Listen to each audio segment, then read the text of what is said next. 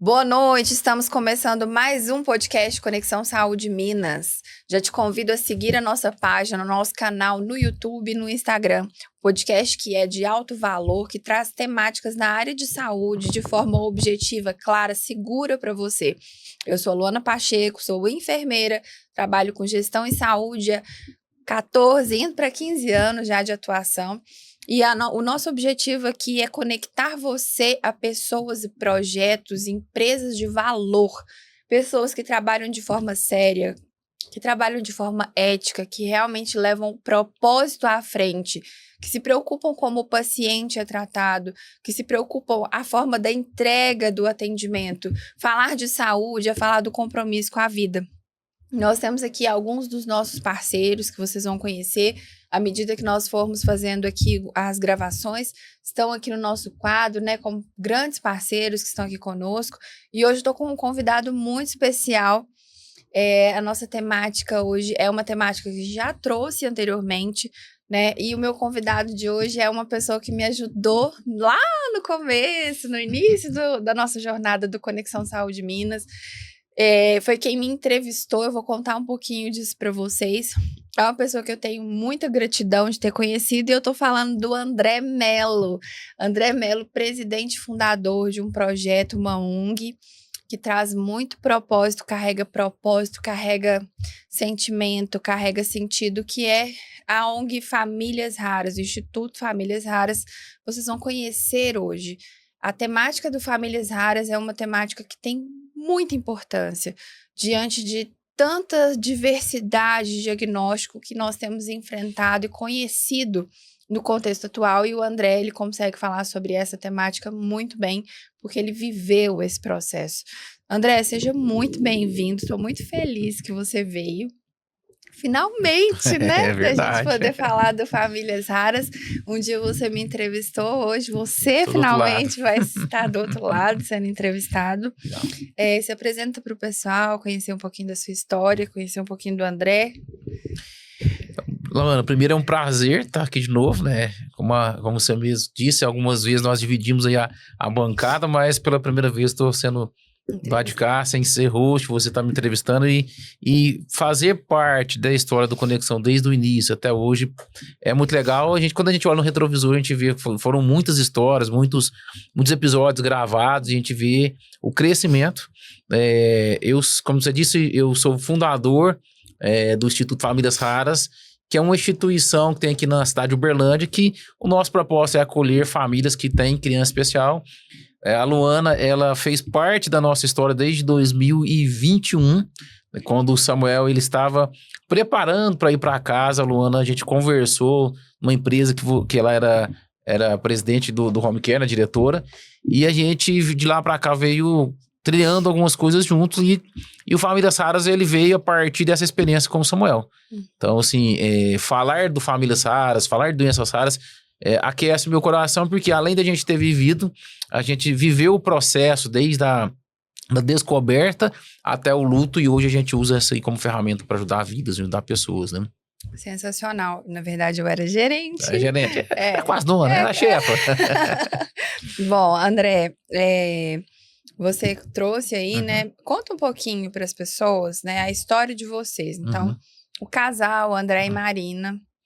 Eu acho que é legal a gente trazer esse sonho de ser pai, de ser mãe. Como que foi essa trajetória até o Samuel chegar?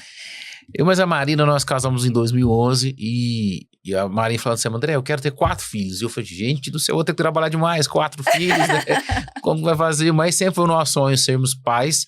E a gente, 2 anos, a gente já não se preservava mais, e a gente já se preparou ali para ter filhos. E foi um processo de 5 anos. Nesses 5 anos, era os altos e baixos, a gente... Né, cada menstruação era um desafio, não deu certo, e a gente foi levando isso até descobrirmos que tanto eu quanto ela tinham algum problema que inviabilizaria, humanamente dizendo, a gente ser pais. E isso aconteceu até 2019. Encontramos um médico de fertilidade, a gente falou, então vamos para fertilização, porque nós queremos ser pais. E quando a gente foi para fertilização, em 2020, em março, a gente conseguiu coletar, formar os ovos certinho, só que no dia seguinte decretou-se a pandemia no Brasil. E aí o doutor falou para nós, olha, nós vamos ter que deixar congelado. E assim que a Secretaria da Saúde, né, o Ministério da Saúde, na verdade, liberar, a gente volta a falar, pra gente implantar e tudo mais. Uhum. E isso foi em março, em abril, o Samuel veio de métodos naturais. Foi uma grande alegria para nós, né, a gente curtindo ali a gestação, pandemia, sem ver muita gente, sem ver muita família, porque tanto ela quanto eu temos alguns familiares ali que tinha algumas comorbidades, então a gente estava mais restrito, até porque a Marina teve uma gestação também bem desafiadora, muito sangramento, tinha muito mioma, então isso foi desafiador. Só que quando chegou no translucênico, a médica que fez a ultrassom, ela já viu que o Samuel tinha algumas coisas que estavam meio desajustadas, ela não sabia dizer o que era, mas fez ali, e a gente foi no médico da Marina, a gente viu que ele tinha alguns giros a menos ali no cérebro, e o cerebelo direito era um pouquinho menor, que né, isso de alguma forma poderia complicar a mobilidade dele, ficar equilíbrio, e a perninha dele era rotacionada, a perninha direita no quadril era rotacionada. Então a gente vê nesse processo todo. Aí ficou uma suspeita, porque a mãozinha dele era fechada assim, da trissomia 18, que é de Edwards, que é característico da trissomia, a mãozinha mais fechadinha assim. Quando ele nasceu, foi muito assustador para nós no aspecto que a gente ia no médico 1h da tarde, e a Marinha tinha tomado a primeira injeção de corticoide, e falou, janeiro a gente vai fazer o par dele, vai ser antecipado mesmo, devido às comorbidades, tudo que tá acontecendo, nós vamos preservar e tirar ele mais cedo um pouquinho. 5 horas da tarde, eu tava na academia, a Marina me liga, André, minha bolsa estourou. Corremos pro hospital, e de lá para até 2022 foi uma jornada desde UTI até em casa, o dia que ele faleceu. Então assim, havia um sonho muito grande, havia um preparo nosso para sermos pais. E quando a gente descobriu ali na gestação, a gente fala, foi o luto do ideal, porque a gente sabia que um tempo difícil viria. Porque eu sou de TI, ela é de engenharia química. Nós nunca tínhamos entrado no hospital, assim, mais do que um PS. Quem dirá, então, o TI. Então, a gente chegou ali, foi um baque muito grande. Eu lembro que o médico falou, não sei se tem amanhã.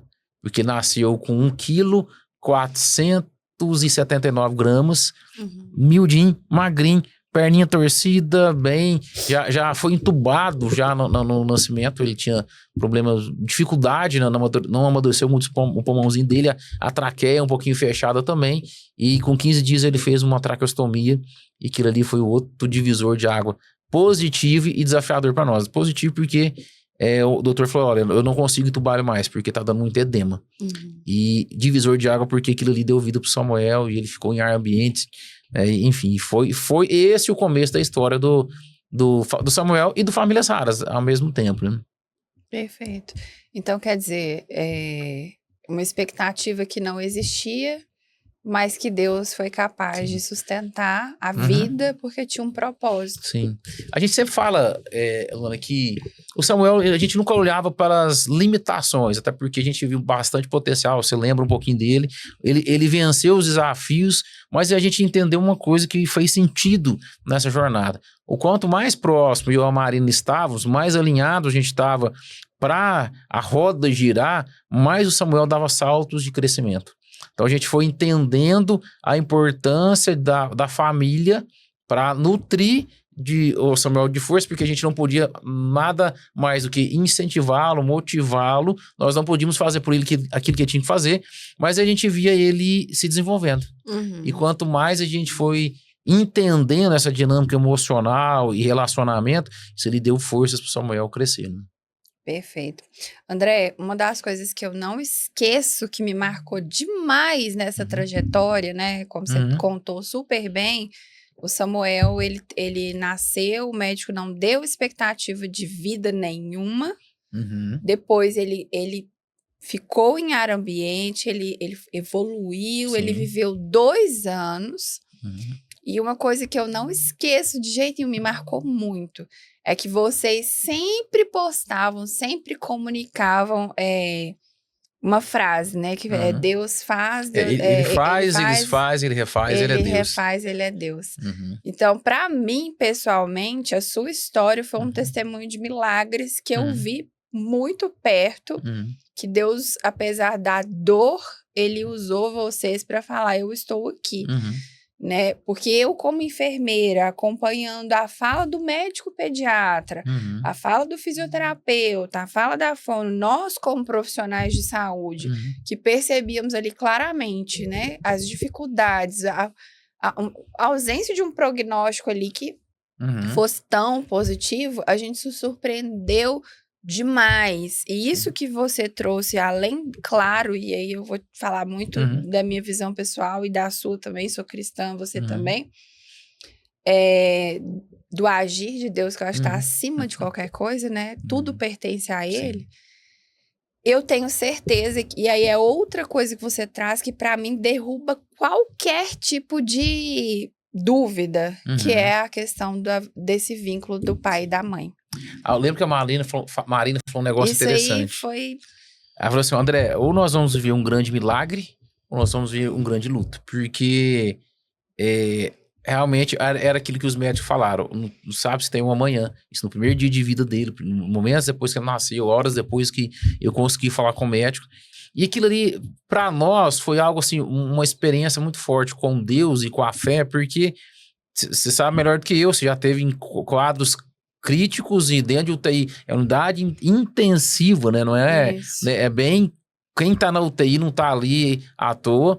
Mas a gente viu Deus mudar a história do Samuel, assim, de uma forma sobrenatural e com a fé muito grande que a gente tinha. Em 3 meses. 3 meses ele estava indo. Na verdade, 2 meses já tinha já dado a opção pra gente ir pra home care pra casa. E depois que ele foi pra casa, foi crescimento atrás de crescimento.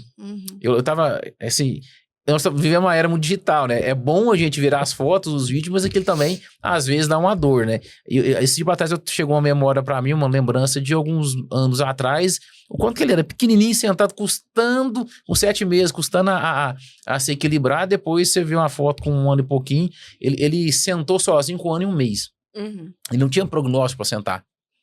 Teoricamente, a diferença no cerebelo dele impossibilitaria ele de sentar, de se equilibrar. 1 ano, 1 mês, sozinho ele sentou.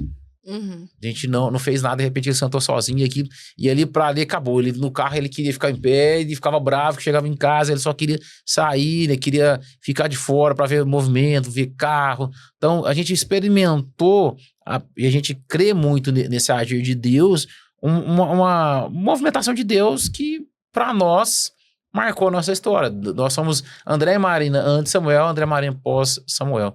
Porque a gente conseguiu experimentar algo ali que, como você mesmo disse, não tinha prognóstico nenhum. Na verdade, sim, era uma incógnita, né? Pode ser que horas ele morre, dias ele morre, e ele viveu anos, né? Foi 2 anos, né? 1 ano e 8 meses. 1 ano e 8 meses. André, eu gostaria muito que você deixasse, assim, o que eu percebo, que me, assim, vou te falar da minha vivência, né? Eu também tenho na minha família, você sabe, você me ajudou já, uma criança que passou e passa por essa fragilidade, e eu acho que o Famílias Raras, como o próprio nome diz, ele traz um propósito grande, que eu queria que você falasse um pouco sobre isso, o impacto dos pais na vida de uma criança, né? Quando você traz, eu acreditei, eu e a Marina, a gente estava alinhado, nós apostamos, a gente incentivou, e nós acreditamos que ele podia. Sim. Em 2021, finalzinho de 2021, começo de 2022, a gente tem o Eduardo, que é um dos parceiros nossos, tá falando, André, por que a gente não pega a experiência de vocês e transforma isso em uma ferramenta para ajudar vidas, ajudar pessoas?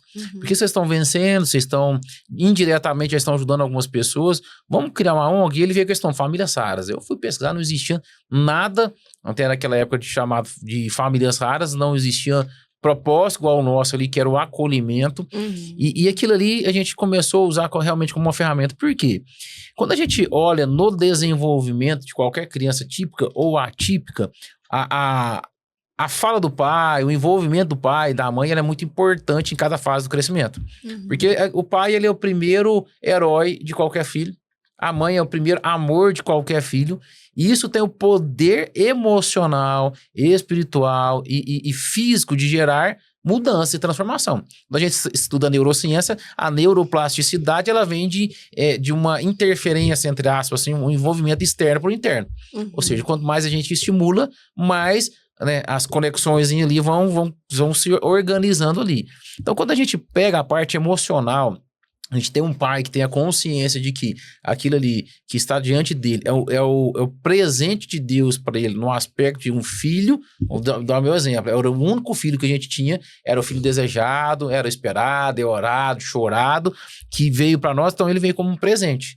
Só que naquele momento ali, aquilo que é ideal para os outros era diferente para o André, para a Marina.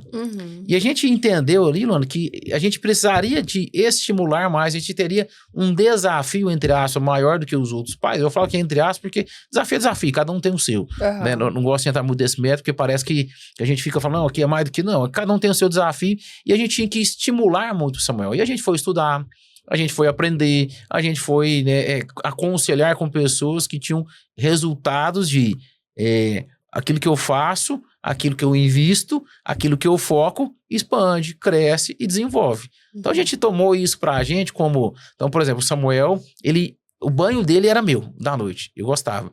E eu sempre falo que aquele era o meu momento com o Samuel de ministrar, falar de Jesus pra ele, falar de amor pra ele, expressar o tanto que eu amava ele, o tanto que ele era importante pra mim, o tanto que ele era especial pra mim, não pela raridade, mas especial como um filho, como eu via ele daqui a uns anos.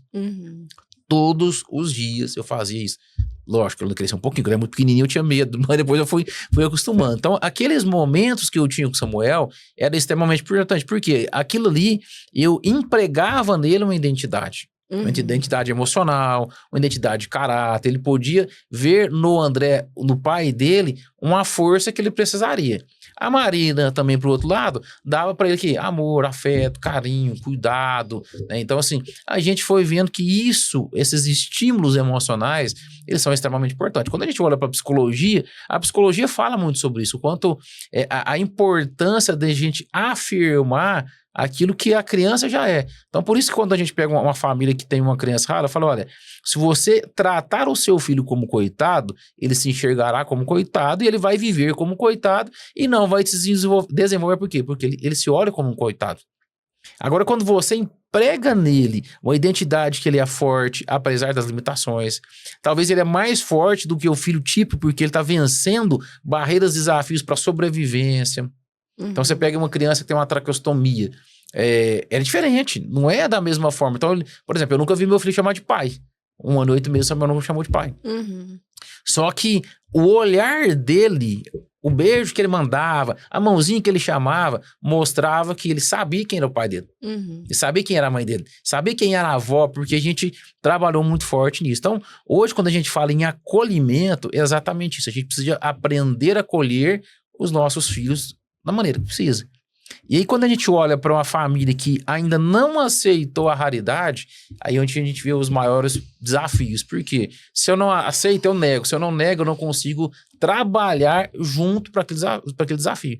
Então, para nós, na verdade, era um time lutando por um propósito. Samuel, 2022, a CD falou, olha, nós vamos tirar a traque dele.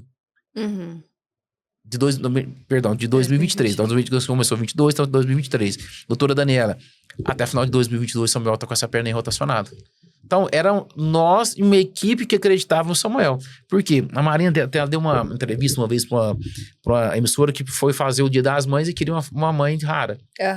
E ela falou, olha, a gente não olha para a limitação do Samuel, a gente vê o potencial que o Samuel tinha.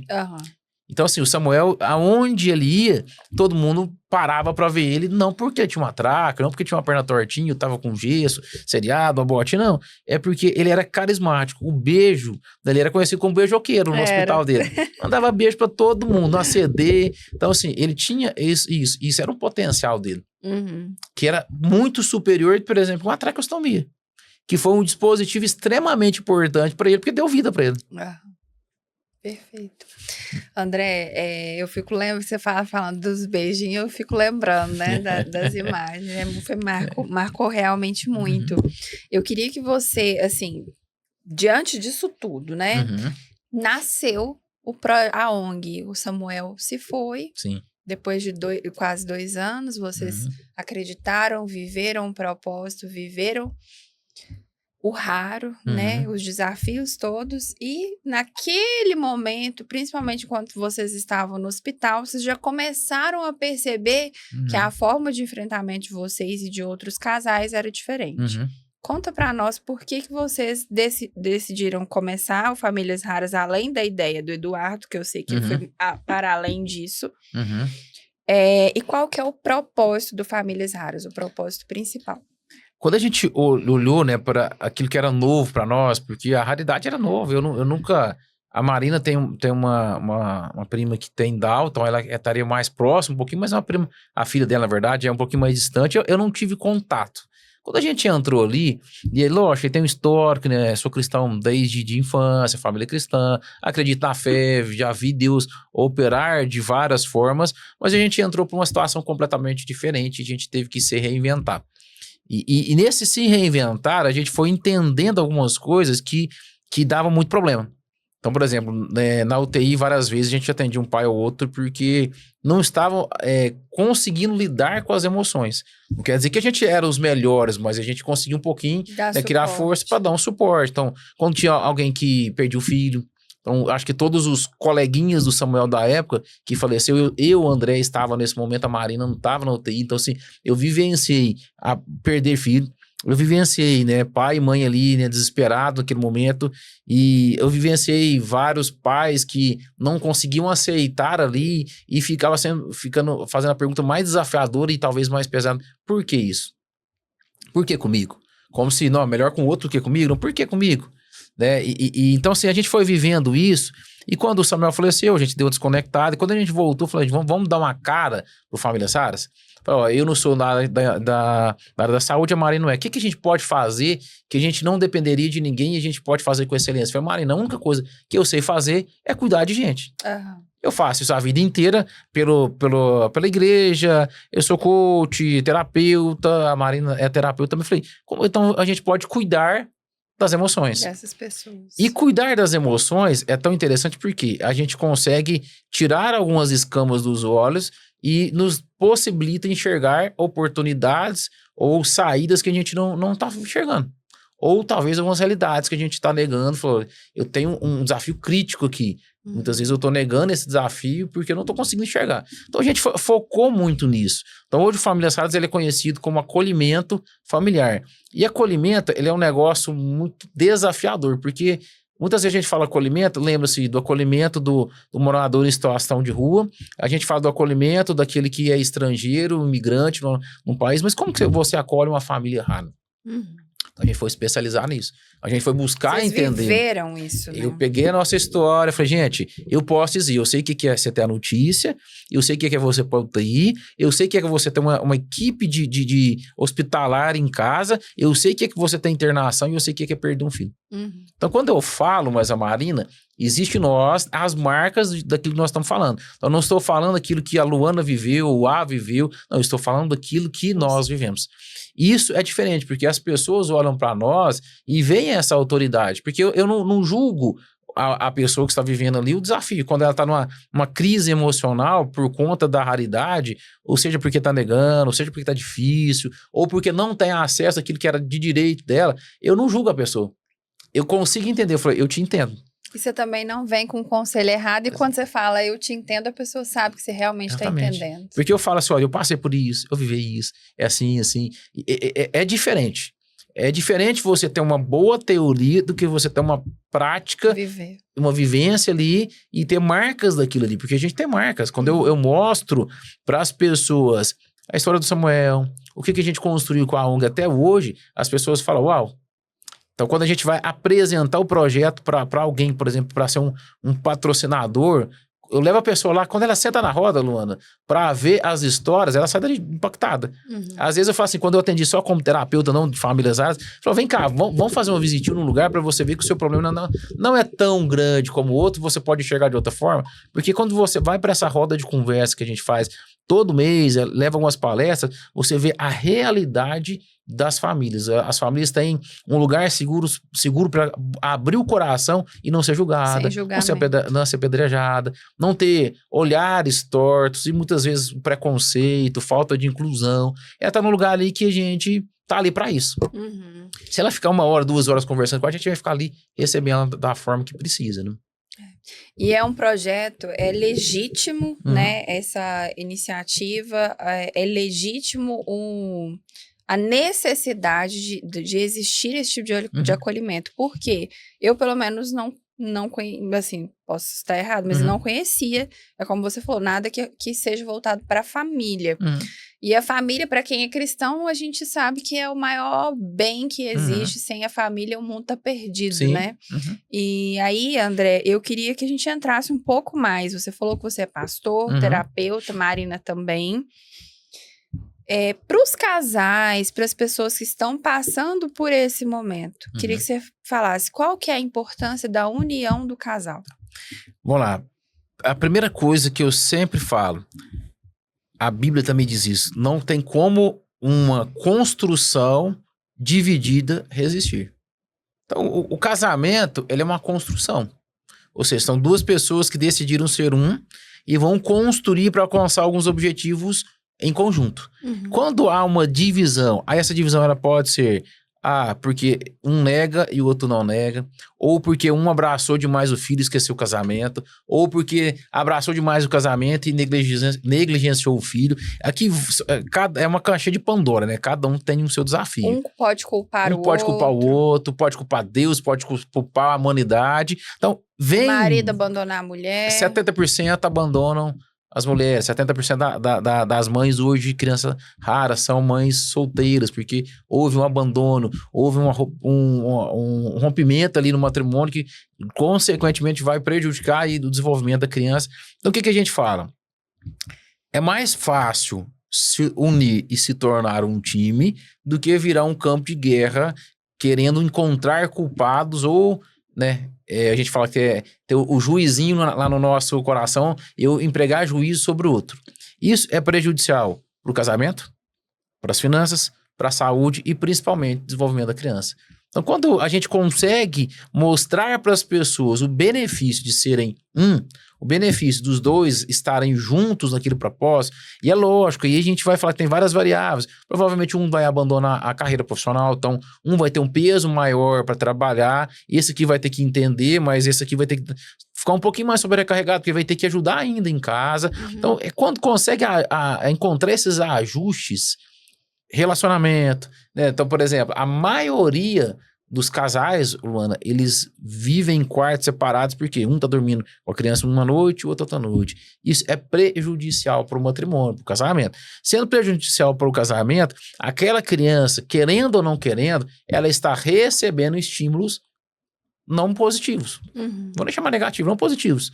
E esses estímulos vão prejudicar o crescimento, porque a partir do momento que ela começa a entender um pouco, sou eu que estou prejudicando o casamento do meu pai e da minha mãe, sou eu que estou pesando financeiramente, e a gente vai ver um monte de coisas, porque disfunção familiar. Então, os papéis, eles precisam ser definidos. Os papéis, eles precisam ser alinhados. No meu caso, a Marina é funcionária pública, não fazia sentido ela sair da profissão dela e eu tentar desbravar a minha profissão. Então, eu abri mão da minha profissão, a Marina foi, e agora eu estou voltando com a minha profissão. Mas por quê? Porque a gente precisou de alguém que tivesse a condição de tomar essa decisão, e essa decisão não foi nem só emocional, ela foi racional. Por quê? Todos os benefícios que ela tinha ali nos ajudariam muito na questão do Samuel. Se eu tivesse que recomeçar uma carreira profissional naquele momento, pós-pandemia, aquele desafio todo, cabeça como é que estava, a gente não conseguiria dar a qualidade que o Samuel precisava nos atendimentos dele. Então, sentar com essa família e falar de papéis, função, falar, por exemplo, uma palavrinha difícil de ver, que é o perdão. Vamos nos perdoar, porque quando há uma pressão emocional muito forte no matrimônio, a gente sabe que a gente fala coisas que a gente não queria falar. E isso, querendo ou não, juntando com a situação da raridade, vai se tornar um peso. Então, quando a gente consegue trazer esse casal para uma mesa e sentar e ir tirando devagarzinho ali, né? Eu falo que é tirando as espadas que cada um vai tendo e as facas da mão, os martelos, as acusações. Quando a gente vai tirando e chega um momento que está o casal aqui, o A e o B, de verdade ali, a gente começa o processo de restauração. O que é uma restauração? Agora, vamos construir juntos. Qual que é o papel do marido? Qual que é o papel da esposa? Na situação, qual que é o papel de cada um? O que eu vou fazer? Então, por exemplo, eu decidi ser a parte burocrática. A Marina não falava com operadora, não falava com o SUS, não falava com advogado, não falava com médico. Assim, era eu. Por quê? Era o papel do André. Então, beleza, Marina, você vai ficar nesse momento aqui mais na frente nas terapias do Samuel, que era a maioria em casa, beleza. Aí a Marina voltou a trabalhar. Além da parte burocrática, eu comecei a ir às terapias com o Samuel. Então, era sempre uma parceria em prol do Samuel. Requer muita inteligência emocional, né, André? É importante falar que vocês já tinham esse preparo antes, né? Sim. E é isso que vocês, então, desenvolvem com os casais, com as famílias. Eu me lembro que você tinha encontros com os homens e a Marina com as mulheres. Com as mulheres, isso. A gente faz isso por quê? Porque quando a gente vai na roda de conversa, a gente faz ela com as famílias ali. É uma forma de expressar, cada um vai falar algo. Agora, quando a gente vai, né, separa ali os pais das mães, a gente pode entrar em alguns assuntos que o cara quer abrir o coração dele. Mas naquele momento ali, ele fica meio assim, sem graça, sem jeito. Então a gente faz reunião com a família, faz reunião separada dos pais, das mães, justamente para ter ambientes saudáveis, para eles abrir o coração e falarem o que precisa ser falado. Porque muitas vezes nem aquilo que eu falo não é o que eu digo. E nesses ambientes a gente começa a ver, porque eu também, na minha jornada, Luana, às vezes eu chegava pra pessoa, André, você tá bem?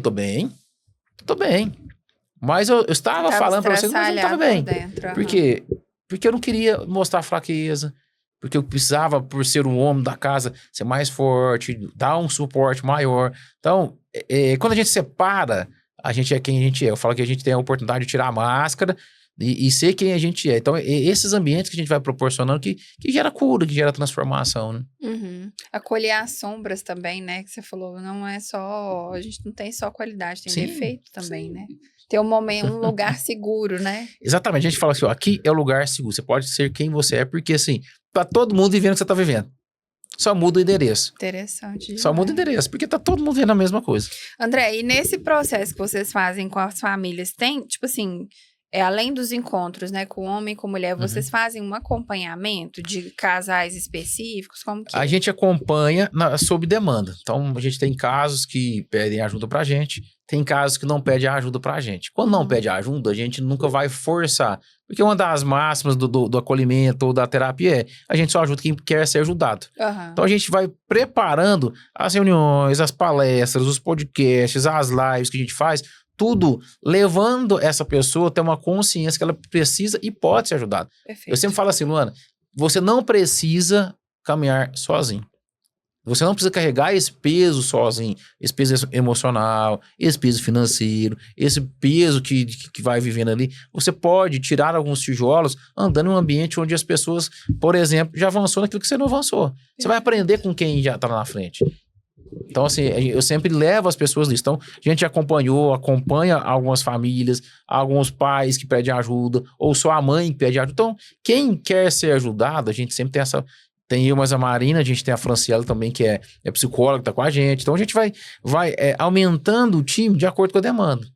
Então, assim, e isso é muito bom, porque a gente vai crescendo. Então, quando a gente fala famílias raras é só acolhimento... Só acolhimento é até desafiador falar, porque assim, quando a gente traz tudo que a gente vive, é desafiador. É muita coisa. E às vezes a pessoa que não é da área de saúde, quando ela escuta falar assim, é acolhimento. Acolhimento de quê, gente? Quando a gente fala em acolhimento, como você deu super bem o exemplo da parte social, que é considerado também, é considerado social, mas tem um lado da saúde, da pessoa, né, que morador de rua, etc. Quando nós falamos de acolhimento, nós estamos falando de saúde mental, nós estamos falando de inteligência emocional, nós estamos falando de gestão das emoções, Nós estamos falando de prevenção de várias doenças só com essa palavra, Só de com acolhimento. Uhum. Então, não tem como falar que é uma coisa superficial, né? Talvez para quem não entende esse contexto da saúde. E aí, eu queria também que você trouxesse um pouco quais que são, assim, o que a família precisa fazer para cadastrar, quantas famílias cadastradas que vocês têm, como é que esse pessoal chega até você? Olha, hoje, Luana, graças a Deus a gente conseguiu evoluir bastante com a ONG e hoje a gente está já mais no cenário da saúde da cidade de Uberlândia. Então hoje, como é que pessoas chegam para nós? Elas chegam através... Muitas vezes a Secretaria da Saúde manda para nós, o Hospital de Clínica manda para nós, porque sabe que a gente está fazendo um trabalho desse acolhimento e a maioria que chega ali, por exemplo, briga com o médico, alguma coisa assim, ela chega porque ela não está bem emocionalmente. Então, o nosso papel é ajudar esse médico no qual parte. Vamos ajudar essa aqui a equilibrar? E como é que a gente faz? Eu sempre convido essa pessoa para estar ali com a gente numa reunião, na primeira reunião, para ela conhecer. Para sentir, aqui que eu quero estar mesmo? Fui na primeira, legal. Então a gente senta com ela e a gente tem um grupo onde a gente coloca essas famílias ali para interagir. Esse grupo não tem boa tarde, bom dia, boa noite, é um grupo só específico para nós nos ajudarmos. Ali a gente ajuda com medicamento, a gente ajuda financeiramente, ajuda em direcionamento. E depois a gente tem o cadastro daquela família e principalmente da raridade daquela criança. Por quê? Muitas vezes eu recebo muita doação. Eu sei para onde eu direciono a doação. Às vezes médicos querem ajudar. André, vamos lá, AME. Quem tem AME dentro da família Saras? Eu consigo. Então a gente cadastra essa família, a gente direcionamos para isso. E hoje, no nosso grupo é em torno de 50 famílias, mas já passaram mais de 300 famílias com a gente. Sensacional. Aí tem as que perdem a criança, então, que é muito... recorrente, porque tem casos críticos. A gente tem casos aqui em Uberlândia que criança tá com a gente, mano, que só tem aqui no Brasil a criança com aquela raridade. Então são casos crônicos, críticos e alguns casos extremamente raros, porque só tem ela aqui mais 7 no mundo. Então assim, a gente tem alguns quadros aqui muito, muito interessantes. Então algumas perdem, outras estão de passagem porque vão para outras instituições ou até mesmo outras cidades, porque não tem aqui o centro terapêutico ideal para eles. Então, eles vão. E a gente conseguiu também, Luna, sair da barreira de Uberlândia. Outras cidades nos procuram para dar palestras, para a gente falar sobre doenças raras, para a gente ajudar outras instituições que estão fazendo algo semelhante. Né? Como que eu vou construir, como que eu acesso algumas coisas. Então, a gente dá esse apoio também. Mas a família que quiser nos procurar, lá no Instagram tem o meu telefone, é só entrar em contato. É o meu telefone mesmo. Qual que é o arroba do Instagram? @famílias.raras. Eu faço live toda quarta-feira com um profissional para falar algo que é importante. Então a gente trabalha realmente para educar e acolher. Acho que a outra curiosidade, né? Você falou que apoia outros projetos, né? Passam muitas pessoas já com vocês, já estão bem conhecidos. Como que tá hoje essa pauta das doenças raras no município? Você disse que algumas pessoas saem daqui para buscar fora alguns tratamentos. Por quê? Eu fiz uma vez uma série de pequenos vídeos falando quais eram os desafios de uma família rara, independente da raridade. O top 1 é o diagnóstico. Atualmente, a cidade de Uberlândia ela não tem diagnóstico aqui em Uberlândia. Então, todas as pessoas que vão para a SUS ou vão para uma operadora de saúde têm que ser enviado para fora. E o SUS não é só coletar aqui e enviar. Ele pega a família, põe numa ambulância e leva em alguns centros. São 12 centros no Brasil, 12 ou 14 centros no Brasil, que são centros em referência a doenças raras. Certo. Então, assim, esse é o primeiro ponto. Segundo, por a gente ser ainda... Apesar de a gente ter um HC, que ele é bem renomado, atende mais de 2.700.000 habitantes, né, que é a região do Triângulo Norte, a gente ainda tem uma deficiência de profissional. Então, profissionais que entendam sobre doenças raras. Então, a gente já cresceu muito, evoluiu demais. Uma pós-graduação. Exatamente. Talvez nos últimos 5 anos para cá a gente cresceu muito, mais antes, e esse muito para fora, porque não tinha aqui aquele profissional que tinha habilidade para lidar com aquilo ali. Ou talvez diagnosticar, ou talvez lidar com o processo terapêutico. Então, se procurava muito. Terceiro, ia muito para fora porque faltava não só o diagnóstico, mas exames para ser feito aqui. Então, ele tinha que ir para fora para coletar um exame, tinha que ir para São Paulo, Belo Horizonte, algum lugar de referência. Isso está mudando na cidade, porque Uberlândia está se tornando um centro em referência em doenças raras. Há uma movimentação desde janeiro do município, do estado e do governo federal. Para quê? Para habilitar o HC de Uberlândia como centro de referência de doenças raras. Isso vai ser um primeiro grande salto que a gente vai dar. É lógico. Se a gente... Vai ser lá no HC? Vai ser no HC. O HC ele vai ser... Porque para você habilitar um hospital, ele tem que ter algumas especialidades de referência. Geneticista, cardiologista, acho que é nefro e tem mais um que eu esqueci agora aqui. São 4 referências e o HC tem. Entendi. E tem, e pessoas são e é extremamente... Também, e é público. Exatamente, e é público. Então, são esses fatores. Então, o HC, ele vai assumir esse papel, ele vai ter algumas vagas destinadas para poder receber essas famílias para dar o primeiro passo, ser referência, ter ali a possibilidade de tratamento, coisas que... E lá você já vai ter uma parceria. Isso. Hoje, o Dr. Luiz, ele é um parceirão nosso, é o geneticista de Uberlândia, ele sempre está nos envolvendo, chamando pra gente estar junto. Sempre que tem algo na prefeitura, eu tento estar sempre a par. Por quê? Porque é uma causa que é muito interessante para nós. Não só porque é a ONG Famílias Raras, mas para a causa. Então, para nós, aqui em Uberlândia tem excelentes clínicas que, como Viva Iris, tem o pessoal da DAO, tem o pessoal da T18, o pessoal da SPW, são ONGs, instituições aqui que passam muitas raridades, e isso aqui vai ser muito bom. Então, a gente está sempre... Eles trabalham unidos. Né? Exatamente, a gente trabalha em prol disso. Então, a gente está lutando, pressionando junto. Então, isso vai mudar o quadro da cidade de Uberlândia. Assim, Uberlândia já vem evoluindo muito. Então, isso vai ser um primeiro passo. Lógico, muito distante, você pegar aí, aplicar a regra dos 6% de doenças raras para Uberlândia, um HC só não comporta. Mas é o primeiro passo. Então, a gente já está dando um salto muito importante. Isso... vem aí de costurar entre o Estado e o município, agora conseguiu com o governo federal. Então, isso vai beneficiar nos próximos anos aí. Eu não sei quanto tempo que demora para se homologar isso, para estruturar isso, mas eu creio que nos próximos, talvez até o ano que vem, a gente já está aí com essa notícia muito boa que a gente foi homologado. Né? André, eu tô te escutando e aqui raciocinando uma coisa que eu acho que, assim, é primordial. Quando a gente fala de SUS, que a gente estuda lá na faculdade e tal, a gente tem o Conselho de Saúde, né? Sim. Dos secretários de saúde e tal, e tem o Conselho do município, que Sim. tem a participação popular e tudo mais. Olha a força da participação Sim. popular e das famílias. Isso, não sei se você sabia... esse ano foi o primeiro ano que tem uma cadeira para doenças raras. Nós tínhamos de outros segmentos, mas esse ano foi o primeiro ano que teve. A gente tem o responsável pela cadeira e o suplente dele ali. Então, assim, foi mais um passo que a gente conseguiu também, porque ONGs, instituições se unindo por um propósito. E isso é muito forte, porque a gente pressiona diretamente o governo local. Exatamente. E o Dr. Luiz falou uma frase que para mim, desde que ele falou, se for marcar toda a palestra dele, ele fala sobre isso. A força sempre sai das famílias que se organizam para pressionar o governo. Então, o governo, ele gerencia o quê? Pressão. Então, e ele fala muito, por exemplo... existe a necessidade Sim. latente, gente. Olha o tamanho de Uberlândia. Você pega uma cidade, vamos jogar baixo, 700 mil habitantes, eu acho que é muito mais, mas 6% dá quanto? 700 mil? 6%. Quase 50 mil habitantes. Isso. Quase 50 mil habitantes. Você imagina a força que nós temos? 50 mil, nós estamos falando de 1. Aí se você colocar a média, são 4 por família, nós estamos falando de 200 mil. Exato. Olha a força que a gente tem. É muita força pra gente lutar. A gente faz muito isso com a política pública, com iniciativas privadas.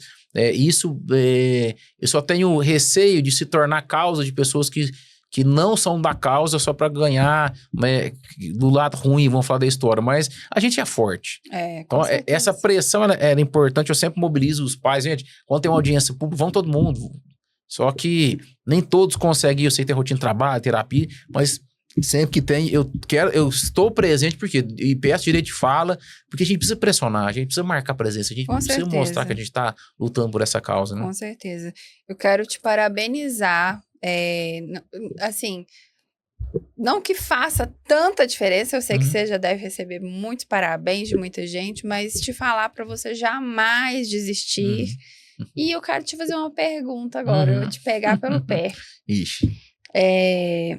Diante de tudo isso que você viveu, Uhum. que eu sei que não é fácil, eu Uhum. sei que não é fácil. Tem uma trajetória aí de alguns anos, né? Dessa história, desde que ela começou até hoje. Se você pudesse mandar uma mensagem para o Samuel Uhum.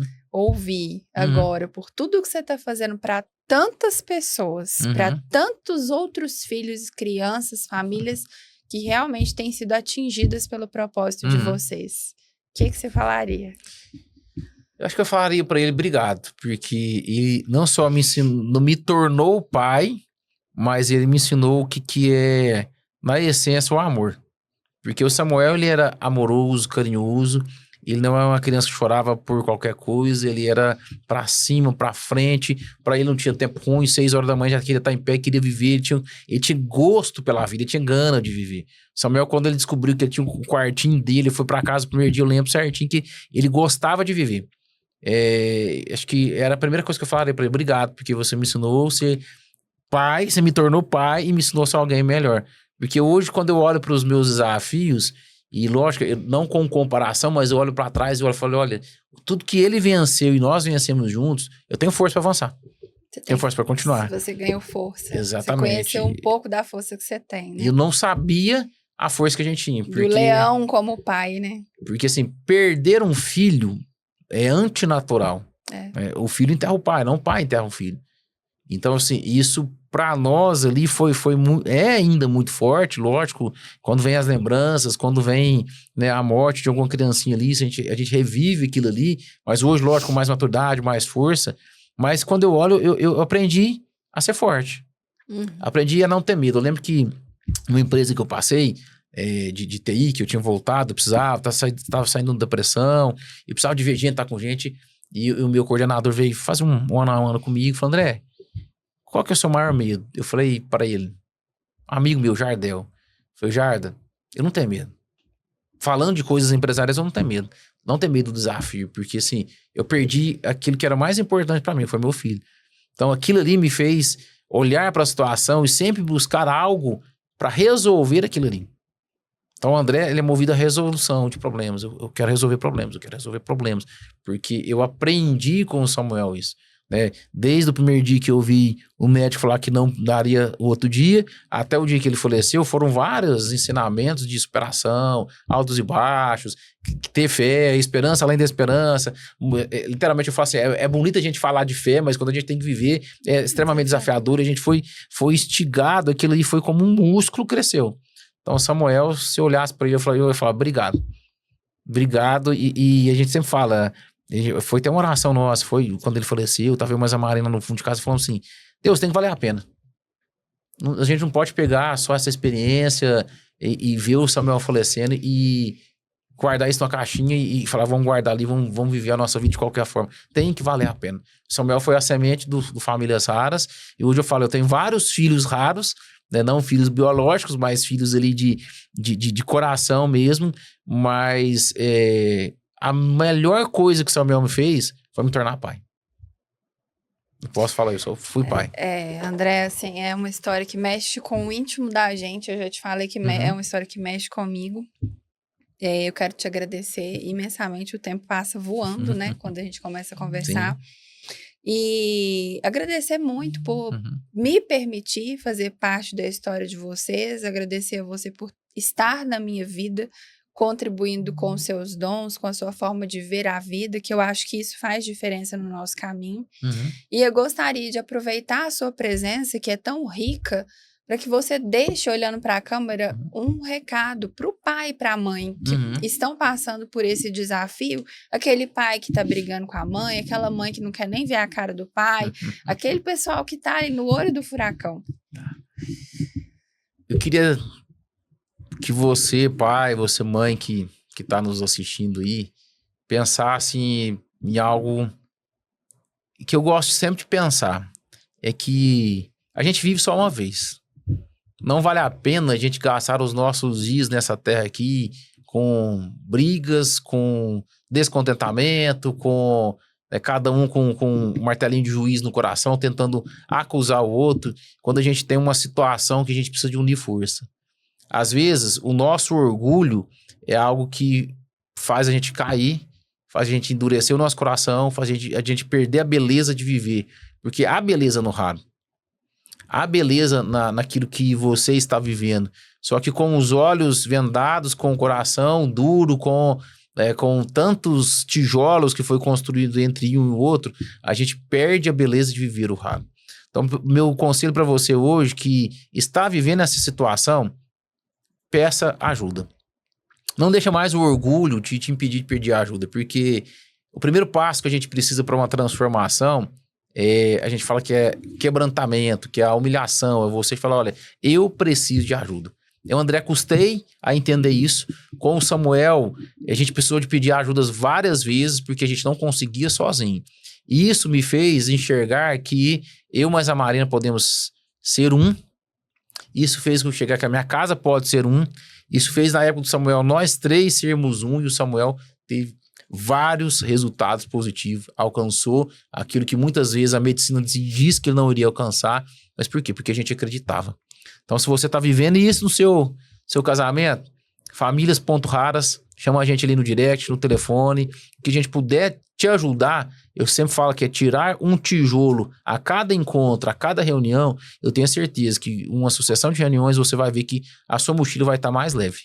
E quando a gente está mais leve, a gente tem condição não só de ir mais longe, mas a gente vai com alegria. Porque lembra essa frase, há beleza no raro.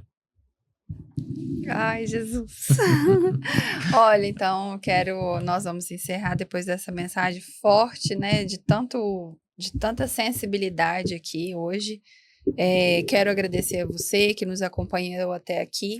E eu quero te pedir para você encaminhar esse conteúdo para aquela família que precisa, para aquele casal que precisa ouvir essa mensagem, para aquela pessoa que está passando por uma situação que necessita ter acesso a alguém que pode ajudar. Compartilha com os amigos, compartilha com os familiares, com as pessoas que você sabe que valorizaram esse tipo de conteúdo. Segue a página do Famílias Raras, @família.raras. Qual que é o seu, André? André MF_UD. Nossa Senhora. É difícil. André MF de Melo Ferreira, né? _UD. Mas você vai ver lá, eu tô marcando todas as publicações lá, você vai me encontrar lá. Então, joia. Segue a nossa página, @Conexão Saúde Minas. Eu sou Luana Pacheco, @Luana Pacheco Solive. E te aguardo na próxima quinta-feira, na próxima semana, às 20 horas, aqui com a gente, para falar de muito mais saúde, muito mais conteúdo, de assunto relevante para você, para sua família, para todos os seus, para todos que você ama. Até lá.